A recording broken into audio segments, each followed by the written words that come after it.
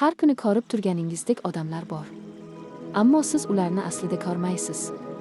Ular nogironlar aravachasida emas. Ularda yaltiroq nogironlik nishoni yo'q. Ular oddiy ko'rinadi.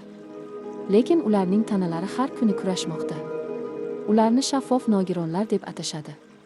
Bu ko'rinmaydigan, shu sababli hisobga olinmaydigan, ammo haqiqiy nogironlikka ega insonlardir.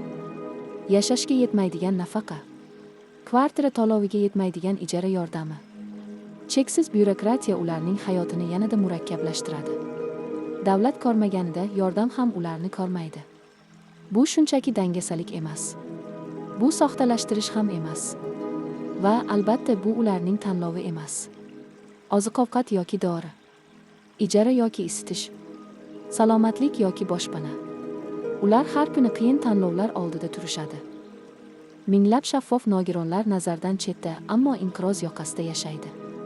Nogironlik ko'rinmas bo'lishi mumkin, ammo qiyinchilik ko'rinmas emas. Bu dangasalik emas. Haqiqatni ko'rish vaqti keldi. Ularni tan olish va o'zgarishlarni talab qilish kerak. Ularga yordam bering, gapiring. Chunki sukunat bizni shaffof qiladigan narsadir.